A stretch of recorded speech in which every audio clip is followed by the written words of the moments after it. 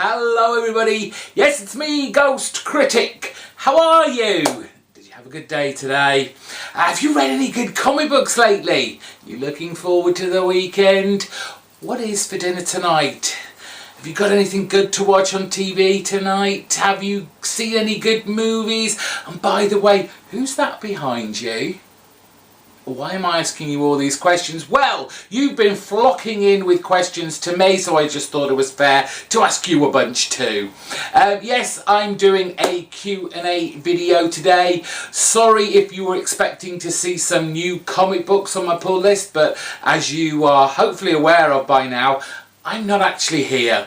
It's my birthday week and I'm away enjoying myself somewhere else and certainly enjoying not being at work. So instead I went out to you all on Twitter and on YouTube and asked for some comic book related questions, and you came back with some.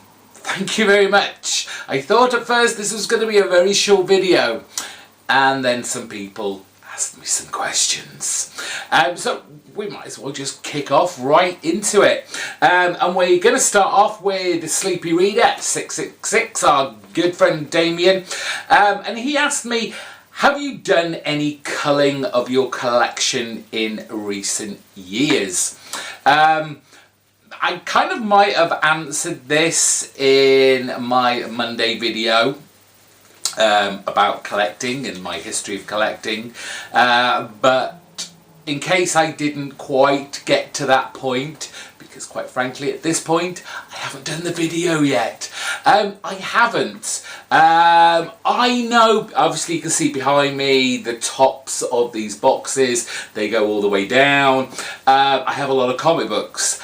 And I know there's probably some terrible stuff in there that really, why am I keeping it? But there is just something about my comics that I just can't give up. However bad they may be, however worthless, if we're talking financial, the financial, monetary part of it is, I just can't part with them. It would hurt my heart, it would break my soul if I had to get rid of my comics. It would be a very, very, very dark day in my life if these suddenly disappeared. And it is like every day I come back from work after leaving my little kind of comic book shrine here, coming back home and hoping the house hasn't burnt down. We're talking almost 15 years now in this same room, and it hasn't burnt down yet, so fingers crossed another 15 years. So no, there has been no culling of anything in these boxes behind me. It's hard enough for me to cull books that I'm presently buying, let alone what I've already bought. Anthony Thurman asked me, do you read mature comics, and what was your first mature comic? I kind of got a bit confused about this question because I didn't know what you really meant by a mature comic. I guess you could say the image line is of a mature, for the majority of it, it is of a mature kind of bent, compared to say things in DC and Marvel. And I kind of was thinking, well, if we're going down that line, we'll probably have to go down to the Vertigo line, because they were obviously for mature readers. So I'm guessing probably the first kind of mature readers comic book I ever read was most likely The Sandman, which I was, as you've heard me talk about with my history of The Sandman, I first read in trade. So probably that. There used to be some comics that came out in the UK back in, I guess, the mid-80s. There was one was called Crisis. I'm guessing that was no, actually that probably was, you class that as a mature comic book, because it certainly had political leanings and was opening me up to worldwide agendas, but within a comic book format. So I guess you could even go back as far as that. Reader 1717, our Canadian goddess Cami, she asked me, when or where is your favourite place to read comics? I knew the answer to this one straight away. It is just as I'm about to go to bed. I get in bed, I have this stack of back issues on my bedside table, and I just love getting under the covers, picking out one of those back issues and just snuggling down and reading and escaping into my comic book universes, wherever and whatever they may be. And it's just a nice way to fall asleep having read hopefully a really good comic book. So yes, certainly in bed late at night just before I go to sleep. Jason Arden asked me a question over on Twitter, and this is going to be a bit difficult to answer, I think. What about comics today do you enjoy the most, and what annoys you the most? What do I enjoy the most about comics today? I guess it's kind of a dirty word right now, but the diversity of all lines of comics, all genres that are accessible to the comic book reader today. There is something for everyone. You may have to look for it for a little bit until you find that one comic or that one genre of comics that you love, but you will find it and you will be entertained and you will feel like you're getting your money's worth. And I think everyone should have that accessibility. What annoys me the most? I guess the over seriousness of this kind of shared hobby. I mean, I'm passionate about my comics. I love my comics. I've always said in my videos I want to keep a positive spin on what I read as much as I can. I would never go out of my way to malign a creator for what they created, and just this, I guess, self-entitlement that some people seem to have over whether it's a comic book or a comic book character. It's comics. It's just so annoying and so unnecessary. I'd rather talk about things that I love, things that I am thoroughly entertained by, rather than going to the negative. On to Terry Hooper, who asked me a couple of questions, and I've got some things to show this time for this question. He asked me two, actually. The first one, and this is I guess an allusion to when I said that I had a life outside of comics, and he wants to know how I managed to get a life outside of comics. Well, I didn't say it was that much of a life, but it is there, and I try and grab it as often as possible, because, and I think this goes back to the last question about what annoys me the most, is that not everything has to be about comics. There are other things in life to be enthused and love and to be passionate about too, and I'd like to give those things the option to come into my life as well. I know he was asking me a silly question, and I kind of gave a bit of a serious answer there, but thanks, Terry. He also asked me, and I love and hate these kind of questions basically in equal measure, because they're just basically very difficult to answer. He asked me, what is my favourite Silver and Bronze Age Fantastic Four titles? And yes, I have I have a bit of show and tell. I honestly don't have a great deal of Silver Age. We're talking like the 60s FF. So the choices were slim, but nonetheless, I think I've picked two very nice Silver Age ones. The first one is issue number 79 of Fantastic Four, This a Monster Forever. It's one of those classic Kirby Lee type issues where Ben Grimm is back into his human form, and everyone thinks it's great, but all Ben Grimm wants is the approval of his love, the love of his life, Alicia Masters.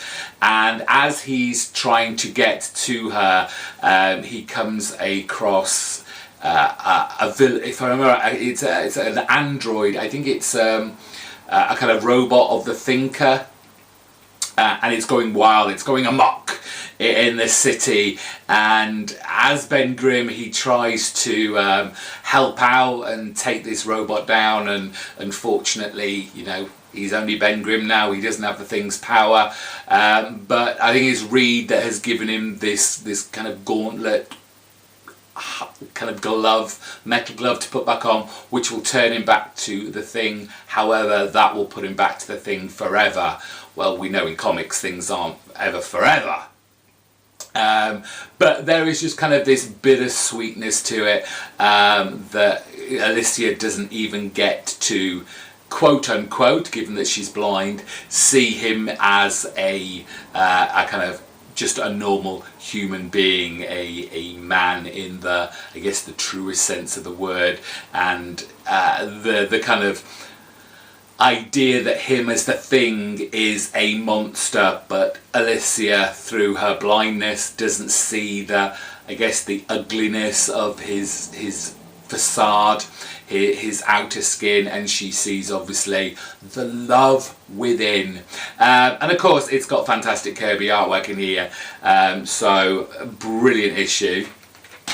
And the other Silver Age one I picked up because I just couldn't pick between the two, but issue 86, anything with Doom in is fantastic, but this is a good corker of a copy, a tale as we have our Fantastic Four trapped in Latveria, helping out the citizens of this little kind of domain of Dooms, as he's set upon the Fantastic Four, the Doombots, who, again, these robots running amok in the village square, off to try and kill RFF. For his own pleasure, and obviously to show that he's far superior to Reed Richards, and it's just all action. The Fantastic Four are kind of they kind of overcome with all these robots. Their limits are tested. But just a fantastic tale that has the FF kind of trying to help out the citizens of Latveria from the madness of Doom. And talking about Doom, again, Bronze Age and early FFs I don't have a great deal of, and I'm trying to kind of make that better. So again, there wasn't a lot to choose from, but this is a corker of an issue, and it just happens to be issue 200. This kind of wraps up Marv Wolfman's run of this storyline that brings in the supposed son of Doom. It has the culmination of the battle between Doom and Reed Richards, and it is a corker. You know, this fight goes on for a long time. It's like those 80s blockbuster movies where they're constantly kind of punching each other and knocking themselves on. You just think, you know, neither of them can take much more, but it still goes on and on and on. But just fantastic issue that kind of changed certainly Doom for a while. he ended up going mad and crazy because Reed managed to tear off his mask, and he had to look at himself in his face, and it was hideous, and it turned him crazy. Just an all-out action issue, and it's Doom. Doom's the best villain ever. I'll fight you for it. So there you go, Terry. Those are my my answers to yours. Let's see. Annoying Ashley asked me, how do you collect your books, trades and or singles? Do you steer more towards one or the other? I guess I steer more to the singles. But obviously, when you look at my comic book review videos and the collection videos I've shown you in the past of all my trades, you know I have a lot of trades as well. I tend to pick up trades that I've either thought, oh, do I really want to buy that in singles? Is it going to be any good? Or I forget and I can't get the singles, the back issues, so I decide to trade wait for them. And obviously it's sometimes a lot cheaper to buy it in trade. You have to wait a while, but a while longer for the books, but if I had the money, it would be singles all the way. There's just something about that instant kind of weekly blast of comic book fun and goodness and excitement that I think wanes a little when you get it all in one bulk. I hate this phrase of binging, you know, with Netflix and all these TV shows. I don't think I've ever done that where I've just sat, you know, it's like, oh, Daredevil season 3 is coming out next, and there'll be some poor sap who will sit there at, I guess, 9 o'clock in the morning and watch the whole season in a day. Why would you do that? Apart from the fact that, you know, if it is really good, it's gone like that. How much can you really take in when you're watching it at such not at speed obviously, but in such volume, and in some respects that's kind of what I get with trades. I guess the kind of the cliffhanger for each single issue is kind of lost because you don't have that wait, whether it's 2 weeks, whether it's a month, whether, you know, if it's a really badly solicited comic book, you're waiting for months for the next issue. You don't have that anticipation of, oh my god, this cliffhanger, how are they going to get out of X, Y and Z to get on to the next part? I think that's lost because you've got that straight away. You've got that resolution at the turn of a page. But again, it's not to say that I don't enjoy a good trade, because yes, they're everywhere. They're everywhere. Next, Thomas Shelvin, again over on Twitter, asked me, and this kind of goes with the whole trades thing. When buying trades, how do you keep track of when a story arc ends and when a new one begins? To be fair, I think certainly at this time of the comic book industry and how they solicit things and how they develop stories, they do seem to write in these very convenient 5 or 6 issue story arcs, which is just a nice handy size to put into a trade. So in that respect, it is very easy. However, there is one title, comic book title that I buy in trade, and I have from the very beginning, which doesn't always follow that kind of line, and it does confuse me, and that's The Walking Dead.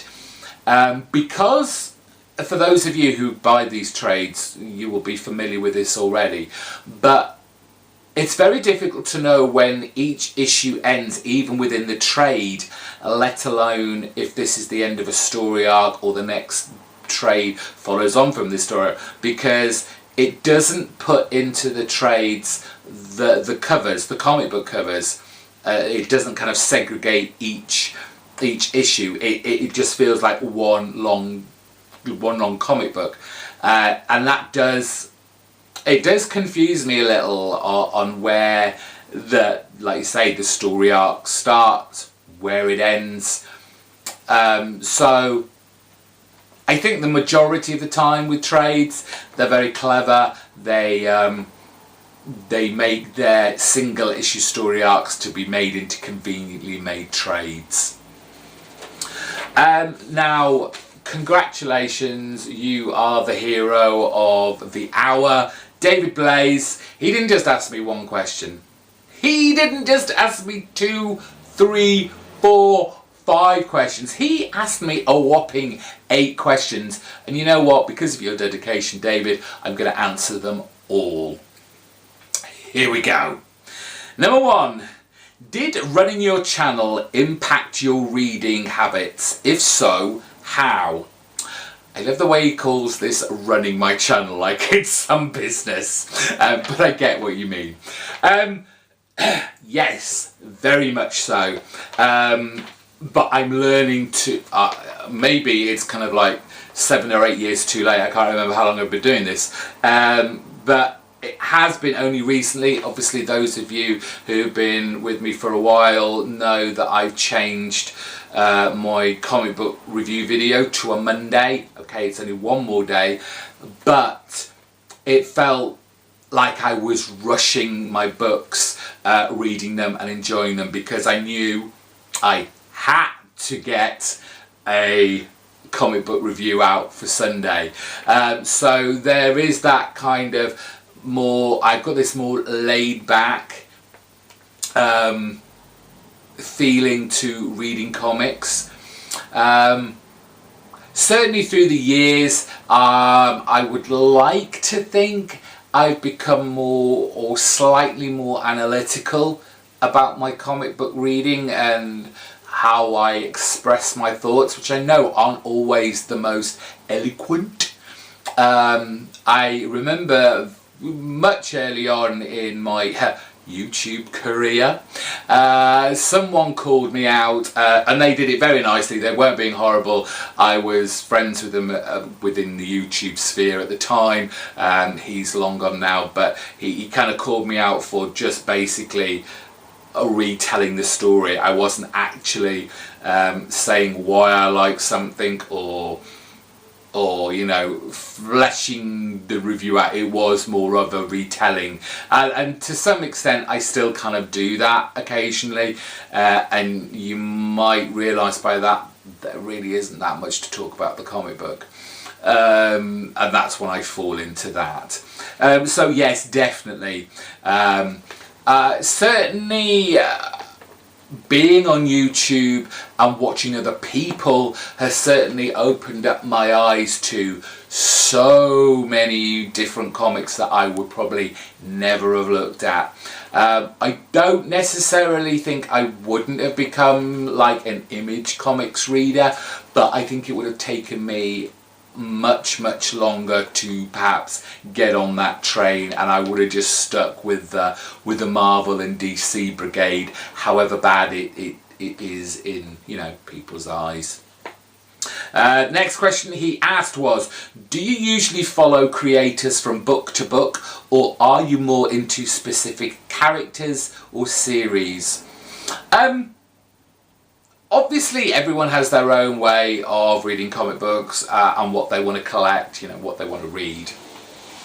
But I think by following a creator from series to series kind of really narrows your, you know, reading knowledge, I guess you could say. And it's much better to read not even characters or series, more of a genre base, and I think that's what I like to do. Yes, I have my favourites, and I think I'm going to answer that in one of your later questions, so I kind of leave that part of the question to one side. I mean, yes, there are creators that I love to read. Anything that Brubaker, Phillips and Brightweiser come out with on Image, I will always pick up, because I know I'm going to get a high quality story, I'm going to get a high quality comic book art, and I just know that I'm not going to be disappointed. I've always said about their books, I never think that the next title could be better than the last one, and somehow, somewhere along the way, it might always be consistent, but they always surprise me by making something better than the last thing, and I think that's amazing about those trio of people. Jeff Lemire, another comic book creator that I will read pretty much everything from him. I'm not as keen on his kind of the big two, Marvel and DC work. I think his voice kind of probably gets lost within the editorial control, I'm sure.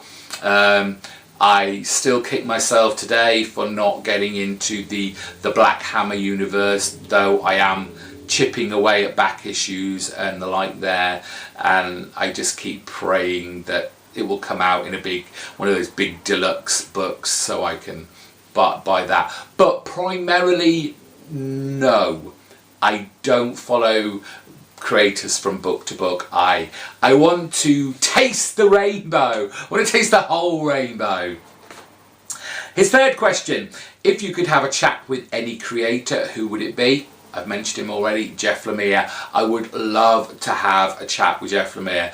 I think certainly his independent books are fantastic. I'd like to, just chat with him about not necessarily where his ideas come from, because I think that's kind of a really kind of cliched and trite idea, but it's again, his independent work, they feel so personal, and that although it's obviously exaggerated, I feel like he's been through, or elements of the book that he's trying to portray, he's been through it already, and he's just kind of heightened those emotions, that he's heightened those scenarios he's been in or ever wondered about, and just made, for me, comic book magic on the page. So yes, definitely Jeff Lemire. Number 4, if you could get one piece of original art from an artist, who would you get it from? And I'm sure people would be answering this with very kind of highfalutin artists. Be like, "Ooh, I'd like a Mobius. I'd like Sean Phillips." I don't know why I mentioned their two names, but those kind of what we call true artists. And as great as their artwork is, and as much as I love those kind of artists, I know they're kind of very different, but to me, they are art in the truest sense. It's not necessarily comic book art. So for me, and I'm picking someone who is still alive, and may come as no surprise to some of you now, we're getting somewhere, but it certainly is Chris Bachalo. He can draw me anything and I will take it off his hands. I had to take a quick short break there, my throat was drying up, but we're on to question 5 of David Blaze's 8 questions. Now, he asked me, through all your years of back issue hunting, what would be your most amazing find? And again, this is one of the questions that I kind of hate and love in equal measure, because I'm sure once I say what I'm going to say, as soon as the video goes up, I'll think, oh, why didn't I say that? That's more amazing. But truth be told, it's not so much, and this kind of follows on to his next question, which I'll kind of add on as well. Let's speed things up a little bit here, Mark. Speaking of back issues, what would be your holy grail? there are those issues that I would love to have. They're probably more along the lines of the Fantastic Four, completing my Jack Kirby run of Commandy, and stuff like that there. But I don't really go in for holy grails, because in some respects, and the phrase itself lends to it, it's one of those things you will never get, you will never achieve. You know, I could say Fantastic Four #1. I'm never going to have that in whatever state. It's not going to happen. I'm only going to be able to read that within a trade or an omnibus edition. But I often find for myself those amazing finds surprise me. It's something I buy that I don't think is going to be, I bought because it'd be nice to have. Oh, I haven't read that, I'd like to give that a go. So it might not be that big, huge book that you're expecting. The last kind of, I guess, the amazing find, it was a long run of I think it was about 50 issues of Starman, which I'm still reading through. I'm still thoroughly enjoying it. It's a fantastic story. I remember reading the trades way back, but I'd forgotten pretty much all of it as I was reading through all these single issues. That to me was an amazing find, especially because I think I probably got them for about 50p each, and now I just have to find my missing issues to complete the 70 odd issue run. And so that Holy Grail book, I don't really do Holy Grails. Penultimate question from David Blaze. Which comic book character, if any, do you identify yourself with or relate to the most? Oh, I should have thought about this before I came on. I don't want to say none, really. Oh, damn it. I should really have paused it before this.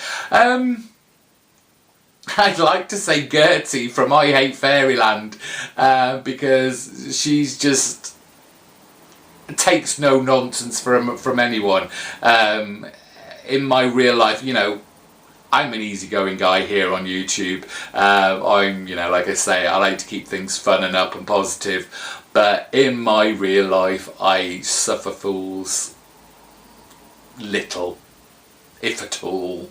And I'm much like Gertie in that respect. And I would quite happily get my axe out and chop them down into little pieces, throw a bomb down their throat and watch their head explode. Did I say too much? Finally, from David Blaze, comic book wise, do you have a soft spot for any genre in particular other than superheroes?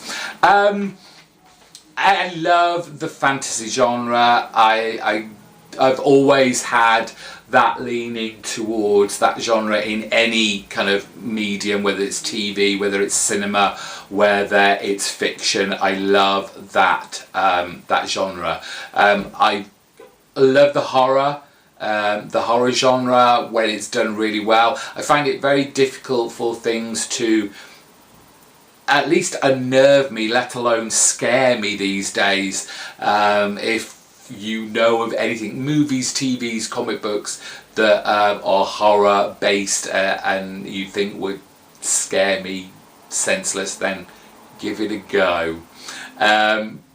So I guess a fantasy horror book would be just like amazing. Yeah, those two are pretty much the genres that I like to read rather than a superhero. Final question, we got to the end, and it's from Sergeant America, and I bet he didn't think I was going to answer this, and he foolishly asked me, who killed JR? Well, it was obviously Deadpool. He kills everyone else. It had to be him. Thank you very much, all of you, for your questions. It was I had a great time reading them, had a fun time answering them all for you. I hope you got a little bit further into my head. I don't know whether I like you being in there, but there we are. Thank you for joining me. I'll be back next week on the Wednesday properly with a whole heap of new comics, because I'll have this week's to pick up and the following week. And if you're good, if you've been well behaved while I've been away, you can have a look at them all. Until next time, thanks for watching. Bye bye.